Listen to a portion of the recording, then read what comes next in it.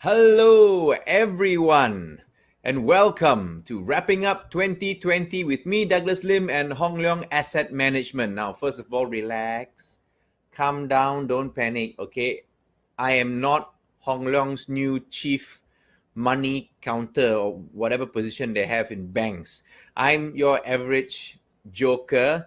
But they wanted me to come and, just talk about what 2020 was. Oh, wow. Do I have a lot to say about 2020? I'm sure a lot of you have a lot to say. It's going to live in our memory for a very, very long time. I mean, they said that COVID was a game changer. Yes, to a lot of us, it was a game ender.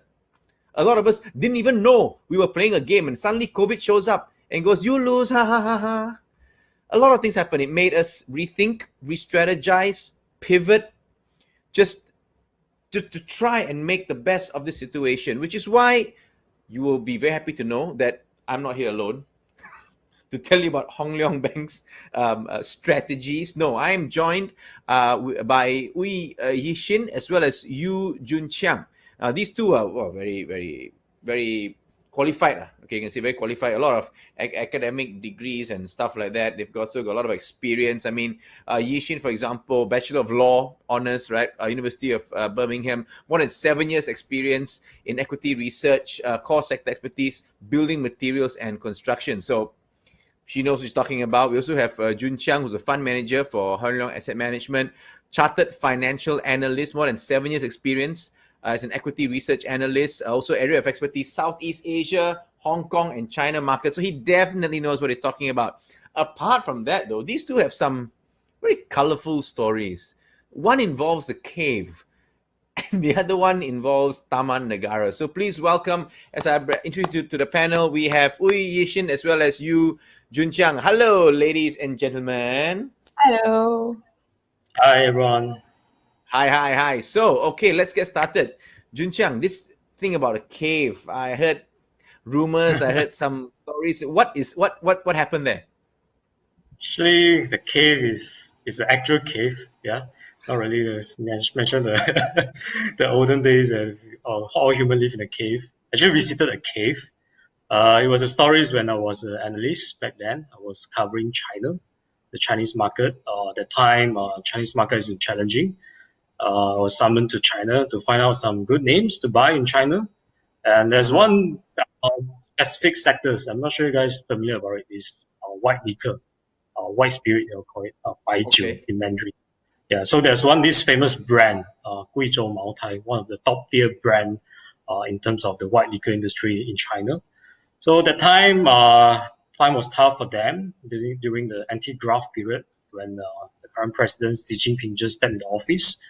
So I asked around my friends in China which are the good brand to look at, and also in terms of the cash flow. We have done the analytical on the paper on my desktop. We have researched it on paper. It looks good, but we have to go to the scene and see what make them so special. So we arranged a trip to their plant in Guizhou. Then we found out what's so special about them. Actually, it's very unique. All their liquor that they produce is actually have to store in a cave. So this cave is so special that they have all these microorganisms that help it to develop its taste. Where Chinese during the 70s and 80s, they tried to find other place to store this to get the same flavor and outcome, but they failed. So that make these brands so special and also make us to believe that, yes. And that's how dedicated you are. So you're telling me is your charts and your research was not good enough. You actually went to the cave. Yes, I think to see it is to believe it. So without saying a lot of things, could be purported by the management. Sometimes people tell you something, but if you don't verify it, you never know whether it's true or not. So by seeing it ourselves, we start to convince ourselves this is a good name to look at it. And also, you also try a bit lah. Well, since you're there, I mean, of course. I bought the whole bottle in my presentation. If Yishin could recall, they all look at it. You know, the bottle of Guizhou Maotai, it looks like a detergent. Okay, thank you, Jun Chiang. And so for Yishin, so Taman Negara also was some fact-finding mission that you went to check out some stocks of, I don't know, like Nipa trees or something like that? Yes. That should be the case. I'm just kidding. I'm just kidding. No, it's just a trip that we went to explore a bit of Malaysia, cuti Malaysia. Nothing to do with work. That's true, But right? we are very Usually, dedicated. yes, usually people like you, I mean, the top level management people like you will be in France or in, like in London. Usually holidays. So now lockdown, all have to go Taman Negara. My boss don't pay me enough, lah. That's why. Oh, talking about your bosses and everything. So, what happened in 2020? I mean, for my industry, there was a major shutdown. Let's face it. So, not a lot of us struggle. It was not as much as aviation, not as much as tourism. But I hear that 2020 has been quite good for Hong Leong Asset Management. I mean, you guys won some awards. Tell me a bit about that. Yeah, actually quite fortunate that thanks to our good performance of the funds, actually we bagged 11 awards in the Leaper Awards Fund, one of the most prestigious asset management awards in the industry. I think we named one of the best fund house in terms of the Malaysia category. And so we won 2 Islamic funds. I think first time for us. Our Islamic fund starts to perform as well. Even our Asia Pacific fund being included as a top performing fund as well. So very luckily, thanks to the team, we have worked very hard in finding good names, and also our fund managers positioned very carefully in terms of our portfolios that delivered us a very strong performance and gave us 11 awards. But I believe it's still a beginning for us. Actually, our team is still very young. We still hunger for more. We would like to win more awards for our unit holders, and hopefully that will reward us all of us very well as well. So even in this tough time, we never forget to find good stocks to buy and to invest in. Yeah, to the ends of the earth and even in caves, I'm sure. Just to put things in perspective, though, you won 11 this year, but like, what happened the years before? Because there's this joke that this Tai was saying, after I marry my husband, he become a millionaire. Like, oh, what was he before that? Before that, he was multi-millionaire. So to put things in perspective.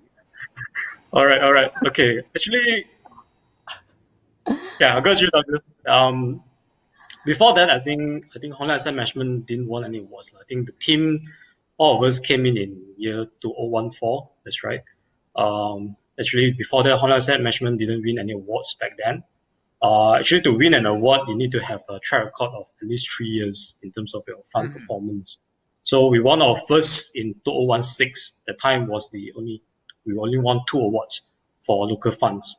So from the 2 awards, we gradually win 4 awards, 5 awards, until last year and this year, we finally won 11. So some achievements, but there will be more to come. Our team will not be jaded by that. We believe if we keep on with our current effort, with our current fund performance, we aim to win more in the future. Yeah. Hey, all the best to you, man. And Yishin, you are keeping the award somewhere in your house, or what's the story with this? Like, why it's not on display? It's in the office. You are welcome to come over. And bring the money also. Now let's try and sell me something. Okay, hey guys. So let's get into this very quickly. People are going to be talking about COVID-19 for a very long time. And then so with the coronavirus, then the MCO, it triggered in March. And as far as I'm concerned, a lot of Malaysians are concerned, 2020 stopped in March, right? We thought everything was going well. March happened and everything just stopped. Business was severely affected. So with all the uncertainties around, how has that affected your funds and the style of investment? So as a fund manager, Juncha, I guess the question is, do you find it challenging to remain profitable? Yeah, I think challenging, I think that's definitely the word for year 2020. But for us, we have to be nimble, in terms of strategy. When such a drastic event kind of happened, actually we act quite fast. I think our team, actually we were hurt at first when the sudden sharp drop down in the market. I think it was dropped at least 20-30%. That affected our fund performance as well. But our team, I think thanks to the dedicated team, they have done the research for long. So we switched our strategy. We try to be more defensive and pick the names that will be benefited from this COVID-19. Probably let Yushi to share a bit more how she see through the whole 2020 and how the fund and also reacted, and also the research team, how they pick stocks during this period. Yeah, no, because so just let me jump in here. Like for a layman like myself, obviously when things like this happen, our immediate thought is to just cabut, to get out and not even invest. But as a research person, Yishin, what were you seeing differently this time around? Okay, so mainly I agree with you. Everybody wants to chow because every layman or even every person out there is actually driven by greed and fear. So most people, the first reaction when you see, was drop so much, better chow. But for us analysts, a bit different. So we don't really have that option. What we have is numbers. So we will look at, okay, COVID is here. We have to recognize this risk. We cannot say, oh, let's forget about COVID and things are going to go back to usual. So we have to look at this risk, put in the numbers, and then we have our models. That's a very long story, but basically we have a model. We'll key in our numbers, and then we will see where the price is supposed to be at if things really continue to be so bad. And if it falls below this certain price, the conviction that we have to buy this stock is actually even higher. That means that people are really too fearful when there is actually a lot of opportunity left. So in layman's terms, we are a bit more forward-looking. We don't really look at what already has happened. We try and see what else can be salvaged, basically. I understand. So while I understand that, I don't understand that. Okay, I don't know if it makes sense or not, because this is, you stock people are a bit siawan, no? Like the world is going through a recession, and yet somehow I'm reading news, and then the stock market is recording an impressive return, especially in the US. How is this?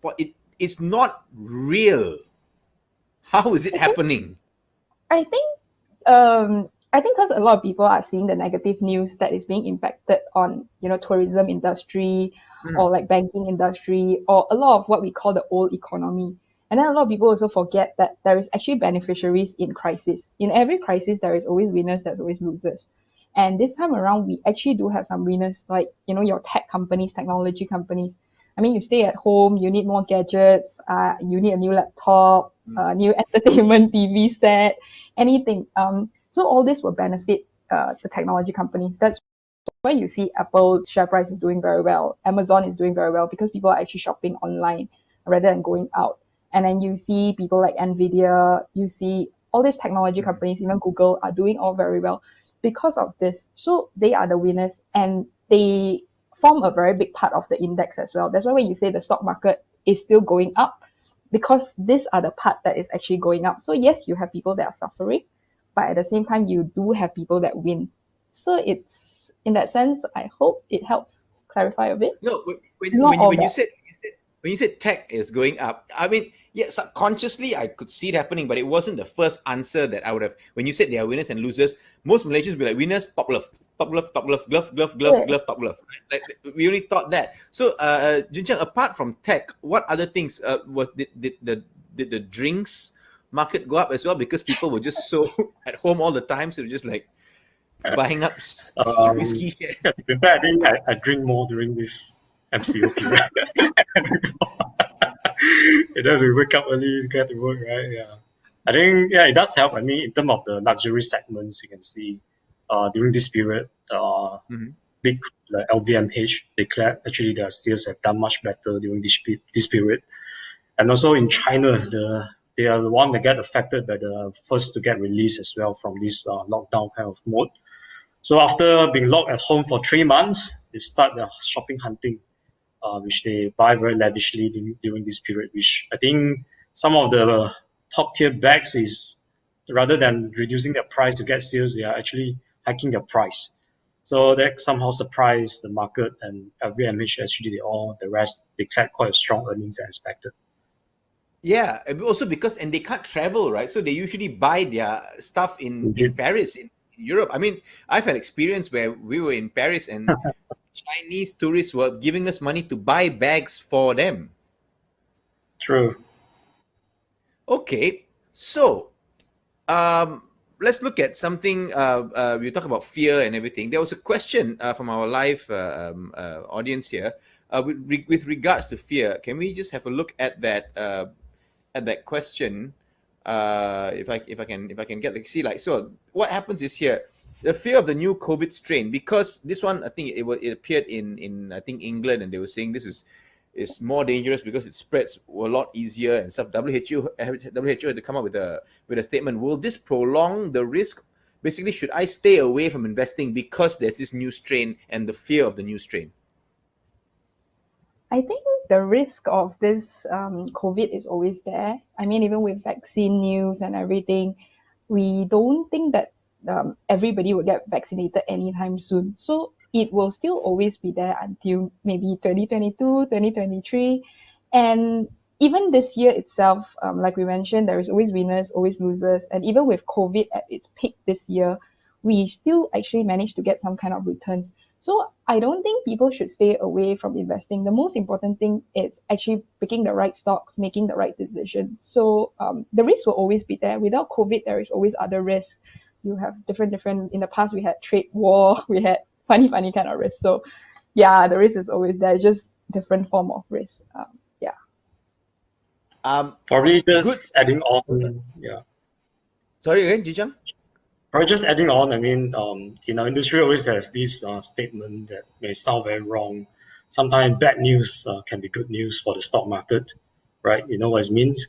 Which means central banks, central banks, which are the big financiers in the market right now. So when bad news happen, central bankers trying to cut interest rate low, and so injecting more money to the market. So they help to inflate the market. Yeah, so we can see this round when COVID-19 happened, Federal Reserve cut the rates at an unprecedented pace, and so injecting about $3 trillion to the market.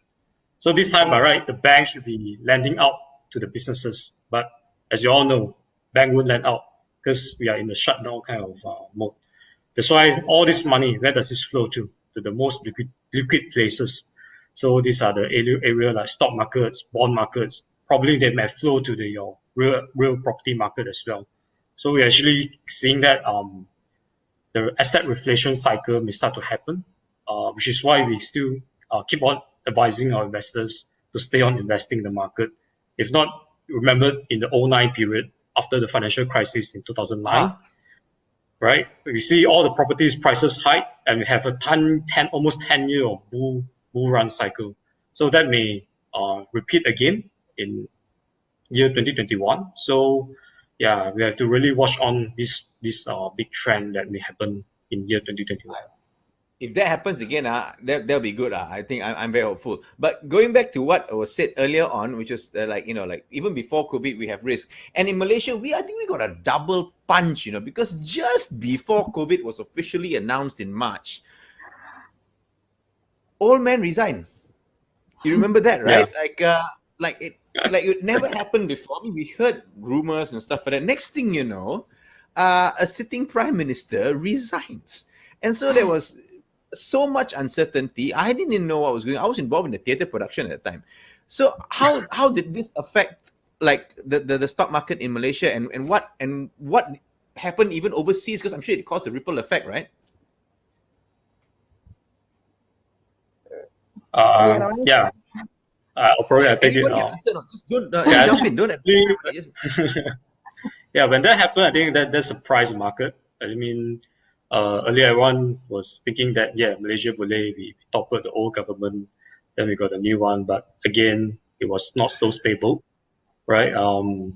Everyone we have been watching the news from the palace so frequently, right? I think during that period, everyone is on Malaysia kini.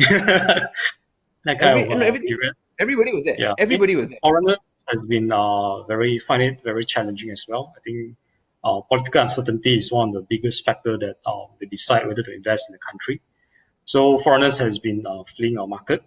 But after the COVID happened, when the MCO happened, surprisingly, everyone has most of their time at home. They start to buy back in our stock market. Our retailers, local retailers become the hero.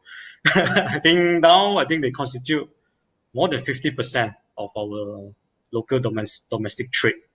So it become our local retailers market rather than institutional from foreign or local that used to be a more dominant force in the market back then. I think that's changed a lot. But of course, politically wise, I mean, like it or not, I mean, we have to have a stable government. That's one of the key things. Until now, I think, although we have listening a lot of negative news here and there, but we managed to get through. I think that's a big good news for home market. By two. And of course, here in Malaysia, very close. Yeah, it was very close. But yes, it keep our federal government work in the normal condition. It's not the things that we see shut down in US. If that happened, I can't imagine what could happen if that happened in Malaysia.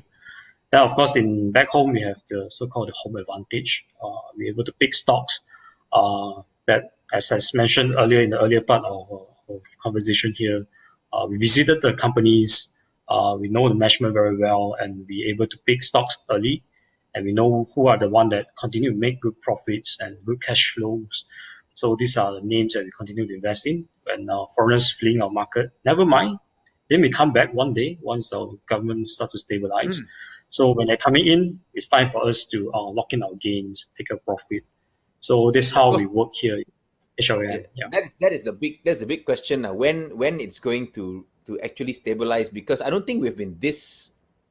I don't think there's been that much question before. We don't know who is telling the truth. We don't know who has the numbers. We don't know how strong, committable they are. We don't know a lot of things.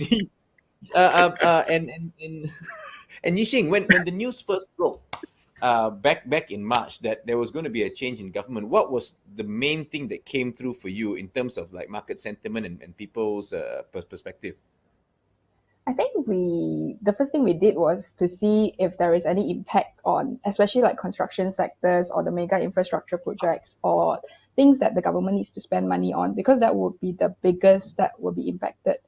Then we try and gauge and see what will the government do, the new government do in their next steps. So for us, we think that no matter which government comes in, especially in the time when COVID broke out, so we think that regardless which government comes in, they will need to save the economy. So in that sense, as an analyst, we had a bit more clarity, or we try to predict a bit more accurately on what the government would do. And we think that most government will actually pump prime the economy, which we saw in actually the budget, that we actually see them giving out a lot of goodies, trying to help the economy a bit more. Mm-hmm. So yes, political uncertainty is a problem, but we think that no matter who comes in at current juncture, it doesn't really matter, because the only thing that matters is actually saving the economy. And we think everybody will take the same way, maybe different methods, but it will still be a pump priming. And that is actually good for the stock market. Yeah. So yeah, you guessed correctly. You guessed that you guessed were like, guys, we've got a problem. So any responsible government would react to save the economy. So you guessed that, and we'll see lah, what's going to happen. But the budget was passed, and it was quite, I would say, a friendly budget. Stamp duty exemption for properties under 500,000, rent to own schemes for first home buyers extended to 2022, 1 billion budget allocated to curb spread of COVID, 500 ringgit one-off handout to frontliners. Like, what do you make of these policies, guys? I think that these policies are actually very good for the economy. So yes, some people argue that it's spread a bit thin. It's like across all the different industries, but we think it's actually very needed, because every industry is actually suffering, especially Malaysia economy, because we don't really have advanced economy like the tech, like Apple alike or Amazon alike. So ours is very dependent on all these old economies, and the old economies were actually hit pretty badly. So we need the government's handout, even though it's spread thin. Something is still better than nothing, and the amount that's being given out is actually one of the biggest that we have actually seen. So it's one of the highest allocation we have seen. Development expenditure jump close to 40%. That's a lot of money, actually. So we are actually very bullish on the budget. We think that it's actually a very good budget, despite people complaining or anything like that. Yeah. Okay. Now this question again, this comes from someone with zero financial knowledge right now. Okay, so Jun Chiang, this one is for you.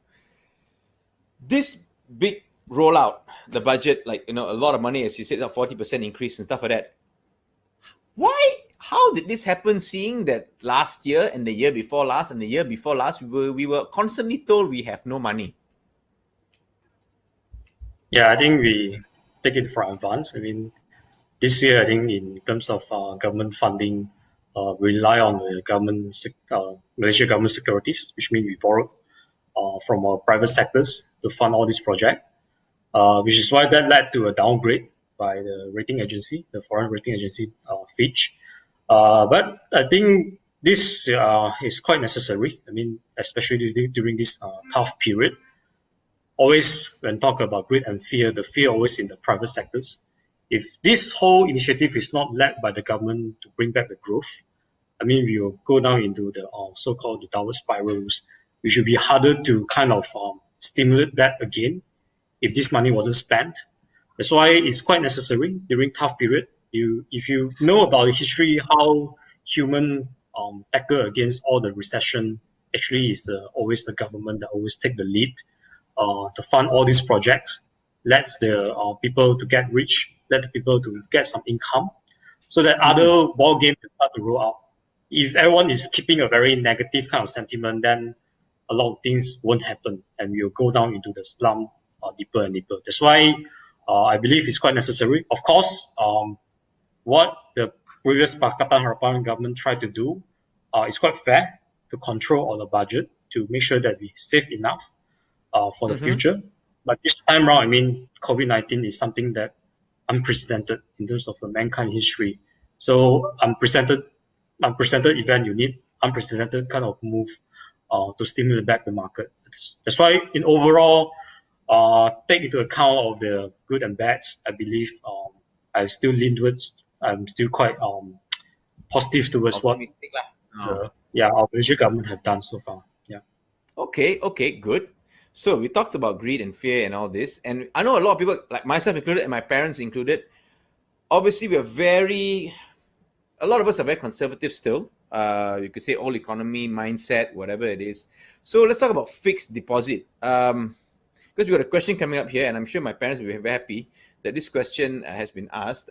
When will we see higher FD fixed deposit interest again? Because in my parents' eyes, they only know two things: fixed deposit and liability, which is their children, basically. So this question is for either of y'all. Will we see higher fixed deposit interests again?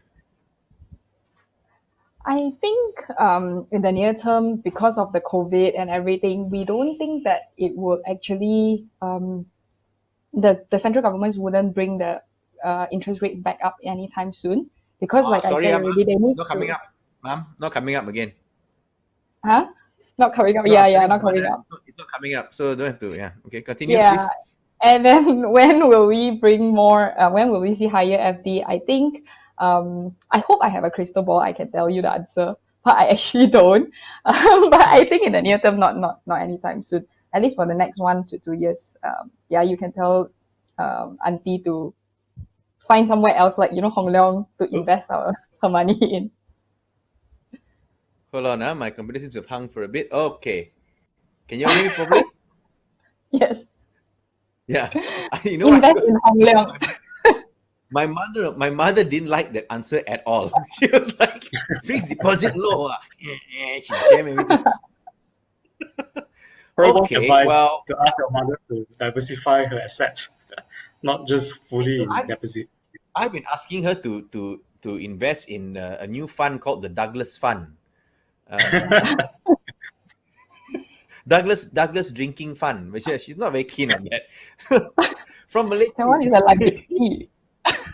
From Malaysia, we outward lah. Okay, so let's talk about the global landscape. So not just Malaysia, we had all our issues, and then of course we had Mr. Orange, who is telling all sorts of stories, and they were not sure what was going on. Is he at first the election, a lot of people thought he was still going to win a second term, but of course now we realized it's over. Joe Biden will be sworn in next month, and there were many complaints about Donald Trump's erratic style. I mean, for me, it was okay. I don't know much about American politics, and I don't know much about finance, but they say he was good for the stock market. He was a marketer. He was a deal maker. Remember how he described the test that America was going to get. He was like, "We are going to get all these tests. They're going to be beautiful tests." And I'm thinking, who uses the word beautiful for a test? I mean, you got beautiful gardens, you got beautiful real estate, but you won't use it to oh, we got beautiful tests, we got beautiful results, and we are doing beautiful. And people are dying, and we're doing beautiful. But yet, because of what he did, US stock index up by nearly 70% since he took office. Will this continue once he is gone, and now that Biden is in power? What are your thoughts? I think historically, okay, we all like numbers, so we like to look at history and look at numbers. Historically, every time actually when there's an election, actually we always see the stock market doing well, irregardless who takes the house. It doesn't matter which president comes in. It doesn't matter if it's Republican or if it's Democrats. It doesn't matter. Actually, at the end of the day, it's really the macro factor. So it's really more on what is going on the ground on the economy, what is going on around in the world. It actually doesn't really matter who the president is. I think based on historical. So yes, he may have policies that will either drive the stock market in certain way, but it's more of sectors driven. So it will be certain winners, certain losers, based on different precedents. But the whole market as a general has always done well after every president election. That's because of political certainty. So, if this is the case based on your numbers, Yixing, wouldn't it make sense if the US had elections every year? Then your numbers won't be accurate anymore. Because you say every time got election, market goes up. Just have it every year. Then your numbers doesn't show the same thing anymore. Because then you will see the impact of the macro. So then that's when you will actually see, let's say, financial crisis or anything coming in. But it's actually nothing to do with the president. It's more of an economy cycle kind of thing. Yeah. Okay. So, Jun Chiang, in terms of the fact that now we got a vaccine, as far as from what I read, don't know true or not true. Okay, Singapore just got received theirs. I think we are receiving ours soon. Although I'm not sure who we're signing with, because every time I open this up, we are signing new. Don't know 20% here, 30% there. I mean, of course, Americans have started getting it already. England has also started getting it. How do you see this playing into market sentiment and to people's confidence in basically going into investing again? I mean, there will be a huge boost. I mean, in terms of the readiness of the vaccines right now on the global basis. Earlier, everyone just staying at home, try to distance ourselves from the COVID-19. With the vaccines, I think that will help to resume back to the normal. And of course, with Biden being elected, I think the street or the financial street always try to get positive things from their policies. I mean, when Trump just sworn in the time, I believe the market was down. I think within a span of one day, a big U-turn happened. People started to look at the tax cut measures that are going to be announced by Trump. That'll be good for the US corporate earnings. So, of course, that's why we have this Trump bull cycle for the past 4 years. But looking at Biden's policies, I think one positive thing, of course, is there will be a truce between US and China in terms of the trade wars. We won't be seeing so much kind of tax tariff or taxes all around. But of course, the Cold War between US and China in terms of the technology space, that will still persist. This is something that will continue to happen. The rest of it, I believe, at least for us, as a financial analyst, we don't have to check on our Twitter every morning that often anymore, right? As I mentioned, Trump will always announcing something midnight. You think because he's not president, he will stop tweeting? Yes, he will tweet, but not so much impact to the market anymore, right? I don't know, man. He still has a lot of supporters, but just now you mentioned something about the trade war, and yes, this was something I was hearing about. I think a lot of people in my industry also, we would talk about it like we know what we're talking about, because that's what we do. Like we would show up, we're like, hey, trade war, no, yeah, trade war. We're not actually sure. When you say trade war is what? It's like US not buying China, China not buying US, US not allowing people to buy China. What actually was happening? Yeah, so always we all know, right, the rivalries between these two superpowers, right, to fight who is the Taikor in the world. So how US try to defend against growing China is through tariff. So which means last time we have been buying too much from China, which caused the manufacturing sectors in US start to depleting. That's why they need this tariff to defend goods coming in from China to allow more jobs in US. But end up this doesn't work, right? By punishing China, end up US consumers have to pay higher for their goods. Because a lot of things, the whole value chain, the supply chain is in Asia. US, a lot of it, like Apple, they are just designing. It's more upscale kind of work, which is why this relationship has to persist. But of course, on the tax base, China also through different ways, the way you like it or don't like it, infringing the copyrights. That's what US is claiming against China.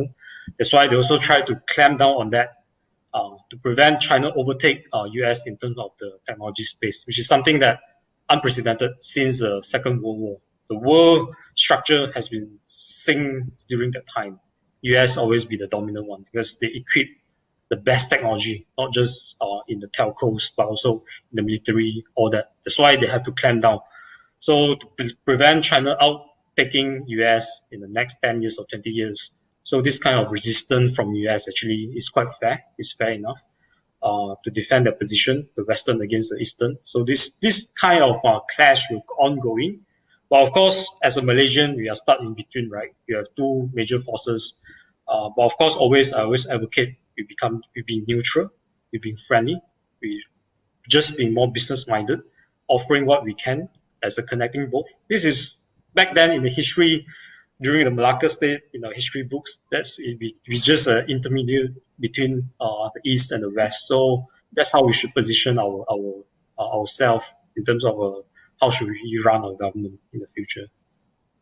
Just out of curiosity, both of you, are you like in your 30s, like mid 30s? Early 30s. Early 30s. Okay, so interesting. 18. Oh, please, okay. did you learn this thing called Zopfan? No. Zopfan? No, Okay, I learned it because at that in my syllabus, Malaysia, we were always Zopfan, Zone of Peace, Freedom, and Neutrality. Like Eastern Bloc, Western Bloc, whatever, we were always Zopfan, Zone of Peace, Freedom, and Neutrality. And in my mind, it was basically like, you're scared to fight, no? You cannot fight, you're too sweet. Just sit down quietly. Just like try not to, don't try not to like pick up and then say, like try and help anybody lah. But in terms of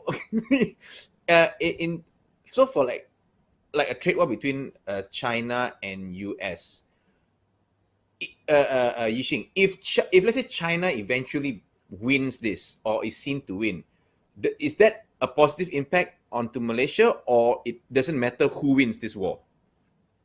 Actually, it doesn't really matter because at the end of the day, we are a trading nation. We actually manufacture a lot for either China or US because, like just now, Junqiang already mentioned, the supply chain a lot is in Asia. So it can be a US item. Let's say, for example, your iPhone is in US design, and then it's manufactured in China. But China also outsources a lot to Malaysia. Like in Penang, you see a lot of tech companies. Yes. We actually do help iPhones produce certain parts as well. So as Malaysia-wise, we are a trading nation. So the best case scenario is there shouldn't be a war. So we are not stuck in between.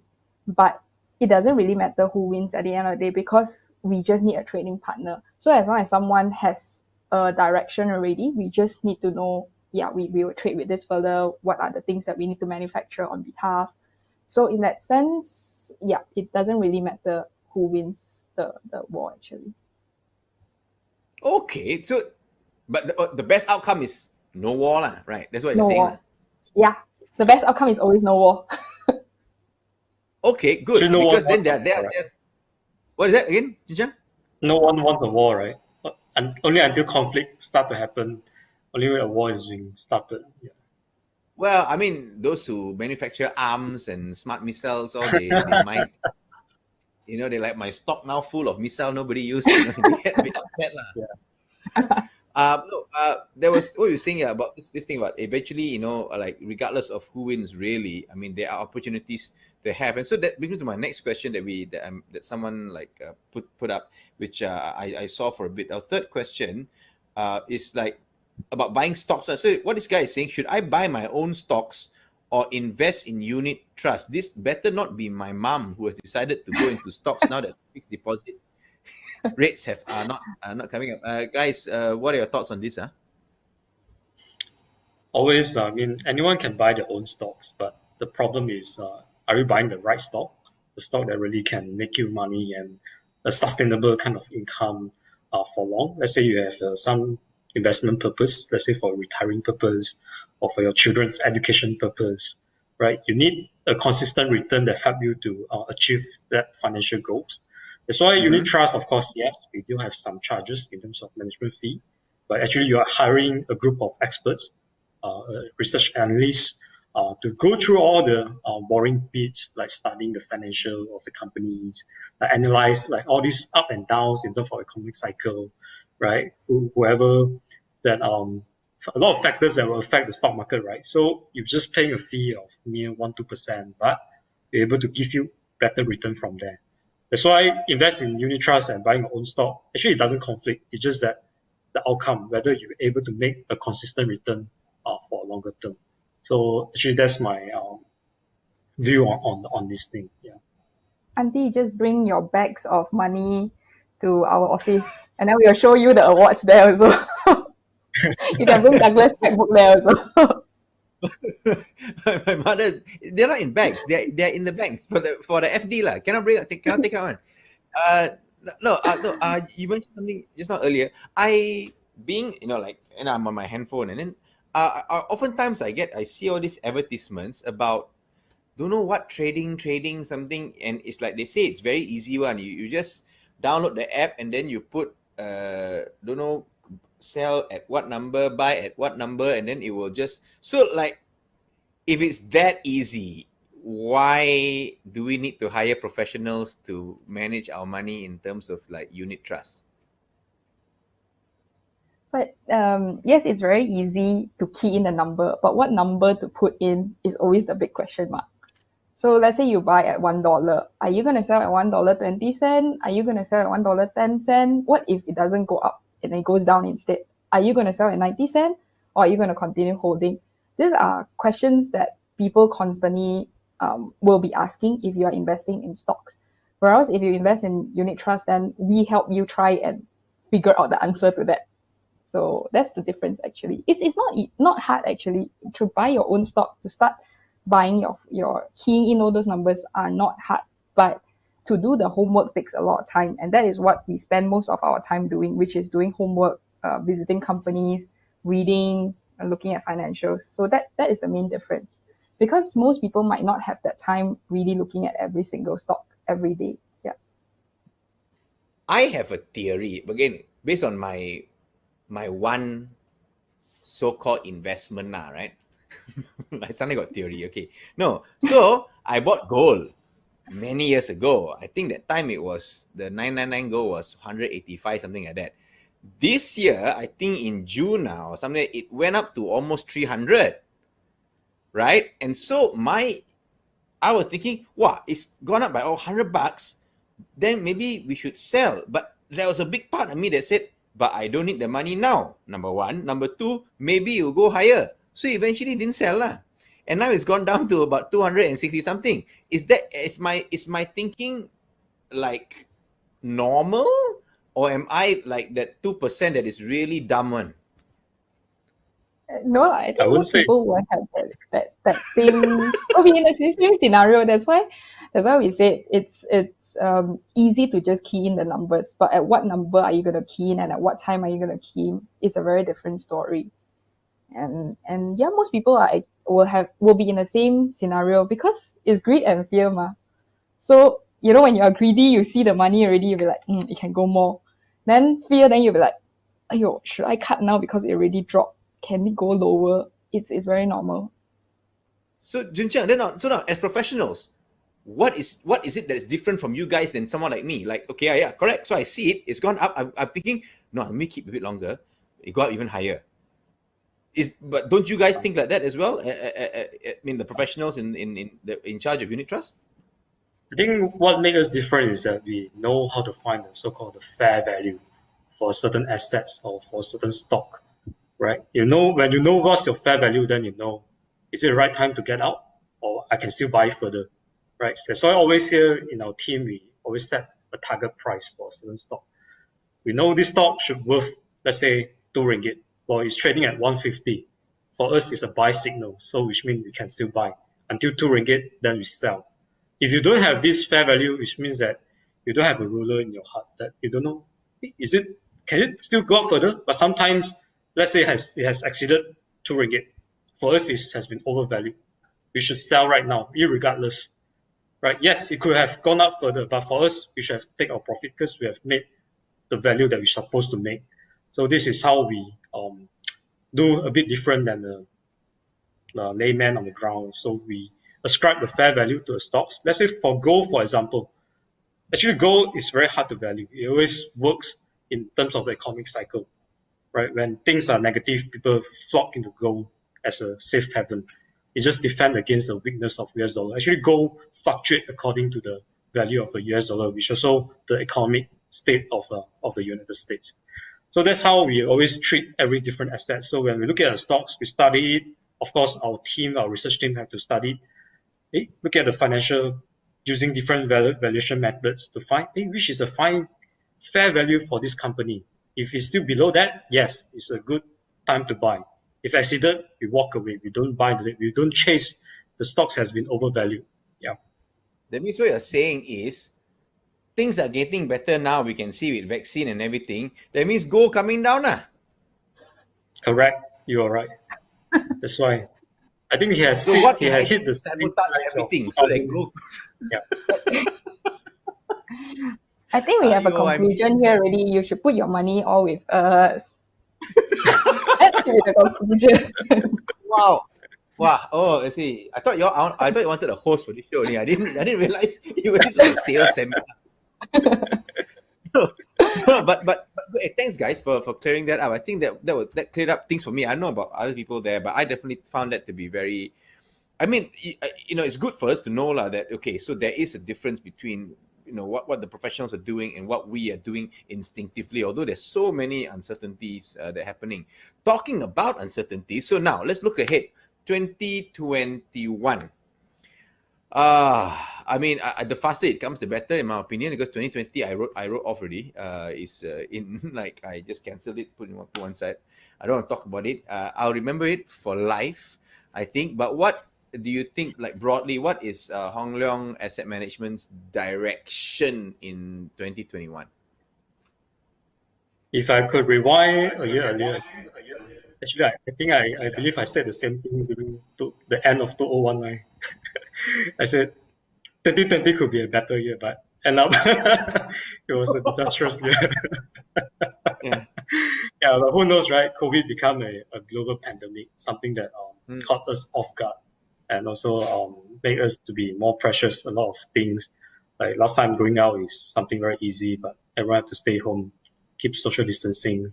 But of course, 2021, of course, human will always hope for a better year ahead. We believe with the radio of the vaccines, as I mentioned earlier, that the economy can resume, business can carry on. Of course, here in Hong Leong Asset Management wise, we'd like to expand further. We have already in our pipeline, actually past few months, we have been actually not just resting at home. We are actually at our drawing board. We are actually planning for new funds to be launched in year 2021.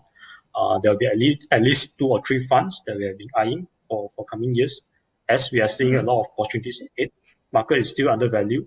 With the more stable kind of political environment on a global basis, as I mentioned, trade wars is something to be softened. And also looking at valuation-wise and also the ease of the credits as Federal Reserve, the central bank is still keep the interest rate lows. The asset rotation trend will kickstart. I think we are providing tools for our investors to enjoy the ride when the stock markets is booming. Yeah, so of course, we also hope for some new marketing efforts. Also, try to find new ways in engaging with our investors. So today is quite a good start, I believe. Collaborate with you, Douglas. hopefully one day we can probably do some kind of invite our investors along to come and your show to see your stand-up comedy. I think your laughter, actually you bring laughter. I think that's the most valuable thing for us right now. I think you managed to make somebody laugh. I think that worth more than millions. Yeah. Thanks, Douglas. Thanks for. Wow. Yeah, I tried to market that also, but no one seems to want to pay me millions to make them laugh. They will say, wow, it's worth more than millions. But how much? My ticket? $70. Wow, so expensive. No, but and so how do you see yourself like doing things differently compared to 2019, 2020, and 2021? Because Yusheng, is different ball game. I don't see us going back to ever being normal. I think new normal is just going to be new normal from now. And I think, okay, this is what I think. I think even after we all are vaccinated and we can all go out and meet each other, I think working from home is going to be a big thing. I think, many companies are thinking like, actually, this work from home thing also okay. So I'm just spitballing here. I don't know. I see. So if that's going to happen, then hey, maybe everybody will then only go to office 1 or 2 days a week. Hey, then maybe suburban house prices are going to go up because people don't mind not buying an expensive house further away because they don't have to travel every day to go to the office. Is that something that you guys are thinking about as well in Hong Leong Asset Management in terms of what's going to be different in 2021? Yeah, I think for us as an analyst, I don't think just the pandemic itself actually changes everything. I mean, every year is always a new scenario. Every day, actually, we wake up, something is different, something else is happening. So for the past few years or our experience so far in the industry, actually every year we are analyzing different things. Every year we are seeing new inflows, new news flows. So whether next year are we going to do things differently? Yes and no. Yes, in the sense that the news flow that's coming in is probably very different compared with this year. This year we have COVID. Next year it's probably about vaccination or maybe something else that we cannot predict yet.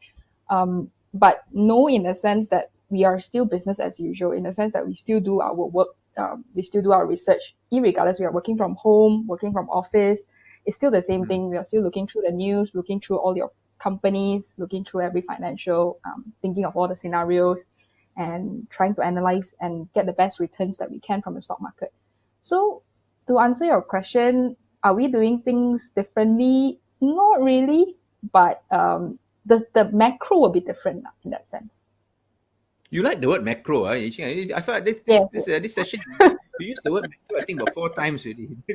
And I've nodded 4 times pretending to understand what that meant. I'm like, macro, of course, macro.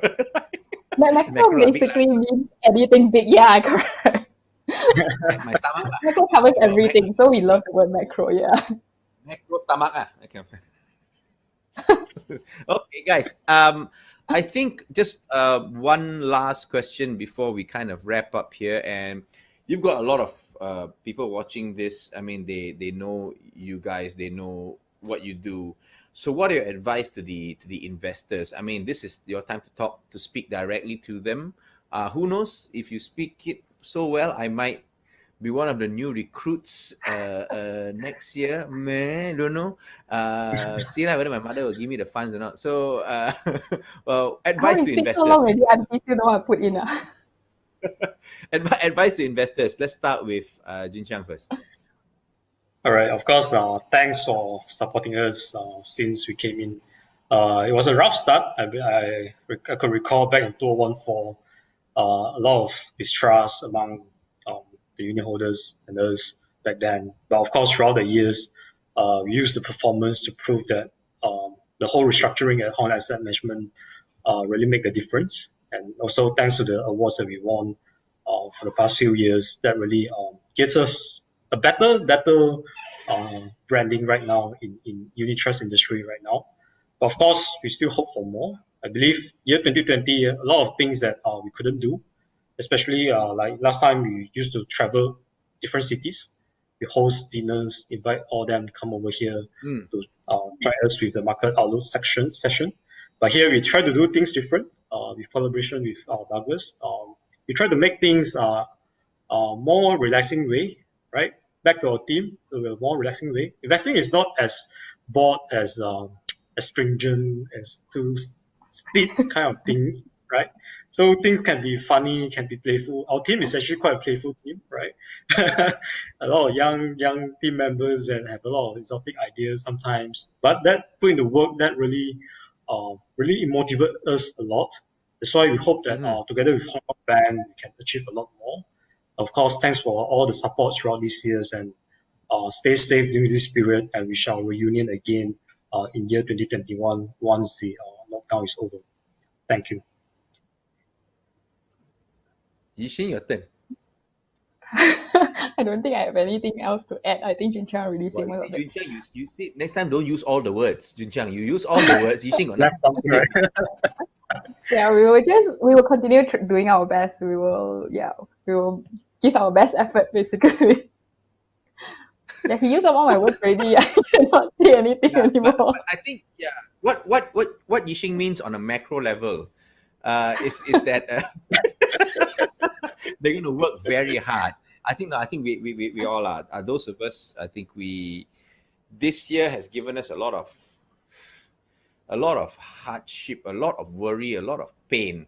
But through a lot of that also, I think it gave us a lot of time to really think. We could not work on autopilot anymore, and that was a very big pattern interrupt for a lot of us, and which caused us to stop and think and actually chart and try and figure things out. Like, what are we doing? I've been doing the same thing for the last 25 years. Never in my life would I imagine that people would not be allowed to gather to listen to my jokes, number one. Never did I imagine that, as Junqiang, you said, like, no, laughter is good. They used to say laughter is the best medicine, remember? Right? They said laughter is the best medicine. Yeah. In the times of COVID, laughter became the second most effective way to spread the virus. Do you realize that? Like, first is sneeze, second is laugh, third is cough. I couldn't even do shows. Even if I was allowed to do shows, I wouldn't do them because I'll have 60 people to 100 people in front of me shooting all this COVID into my face. So I've had to rethink, and I think not just us, of course, you guys at Hong Leong Asset Management took up the challenge. I mean, we all have to restructure. We all have got to learn stuff and make the correct decisions. And like my friend Dato' Joey says, it's all about optics. It's all about the more you see, the more reliable information you get, the more expert people you have working on these things, the better decisions you end up making. And that you will never be perfect, right? Because you never get perfection. But all you gotta do is try and make better decisions one step at a time. So thank you guys for joining me. Not like really like me. No, thank you for having me for this wrap up session. Junqiang, as well as Yishi, I wish you all the best. I wish all your investors all the best as well. May 2021 be better than 2020. I don't think that's a big ask. So let's make sure we all get there. Thank you, fellas. Thank you, Yishi. Thank you, Junqiang. Anything else you want to say? Like anything else? Last words. Stay safe. Thank you. Laughter. Thank you. Hey, hope you guys enjoy yourself, and you got some good insights. I definitely did. So 2021, here we come. Bye-bye. Bye. Bye-bye, everyone.